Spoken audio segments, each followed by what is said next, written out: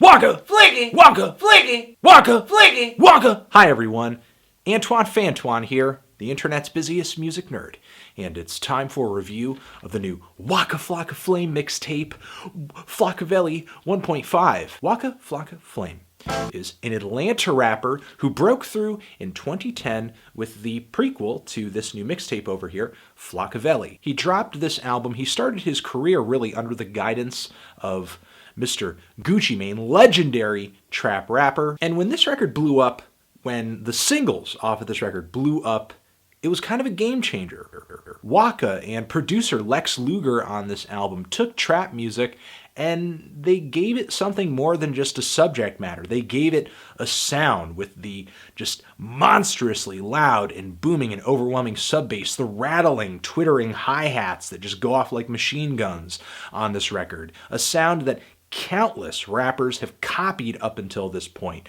People who are more small-time and independent to people like Jay-Z and Kanye West when they started promoting that Watch the Throne collaboration. They came out with that Ham single that a lot of people reacted negatively to when it initially came out. Now, Waka Flocka himself as an artist became incredibly polarizing. People were on one side of the fence saying he's an exciting new artist, he's doing something different, he's incredibly savage, energetic, in your face. His energy level just is uncomparable. And then there were others, and I definitely fit into this camp at the time, who reacted more negatively to the music, saw it as mindless, saw it as just not all that interesting, not a lot of depth, not a lot of substance. There were people who were real hip-hop heads and deep into the lyrical side of the genre who saw this music essentially as trash, especially since there were numerous lines on this album where Waka was just rhyming words with the exact word itself to create bars to finish the verses. But in retrospect, there was definitely artistry to this record,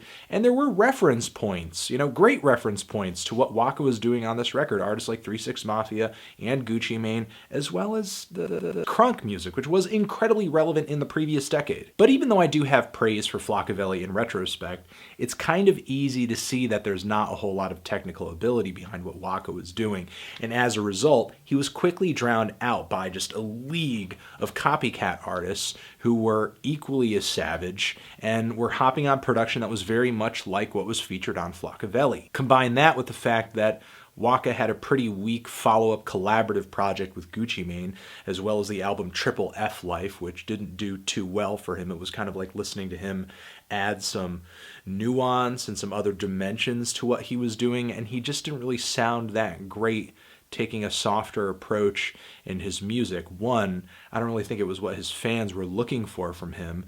And two, this album seemed almost like a response to the many criticisms that were being thrown at him over his music not having this, not having that, not doing this, not doing this other thing that we think all hip-hop albums should do. So now it seems that Waka Flocka is trying to go back to his roots. And he announced that by telling everyone he was trying to drop a sequel to Flockaveli. But his label has kind of stood in the way of that and said that he cannot release that new album until he builds up some kind of hype, some kind of demand for this record. And it seems that that is what he's trying to do with this mixtape over here. Get mouths watering, get interest generated again. Now, this thing is 15 tracks of just non-stop savagery. It takes the production style of Flockaveli, the original Flockaveli, adds a little bit of musical nuance to it, and not so much that it takes away from the aggression of the songs, but it seems like that there's a bit more musical depth to what's going on here, a little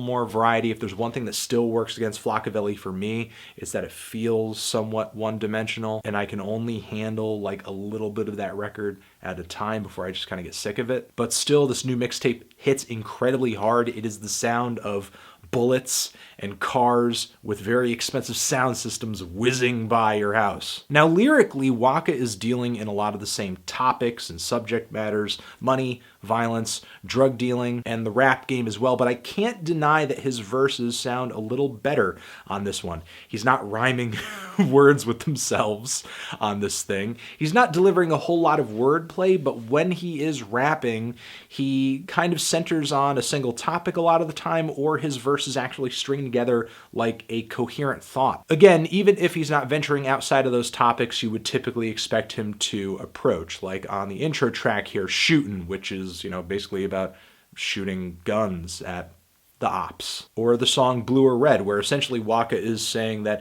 it doesn't really matter what gang you're a part of, though he does seem to claim Pyru on this project on numerous occasions. But again, any person of any gang, it seems, doesn't really matter what side they're on, can get it if they...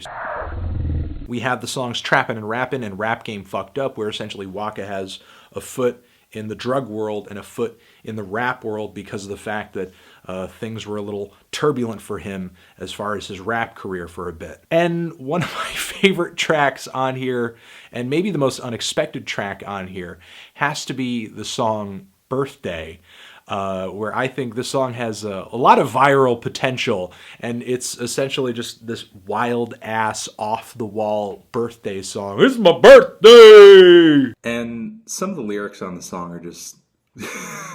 like the line about nothing in the world mattering now because it's my birthday. Like, it's your birthday. It's not the apocalypse. But still, it adds to the hilarity of the track. It's a fun freaking track. The track just has monstrous charisma behind it and a lot of humor.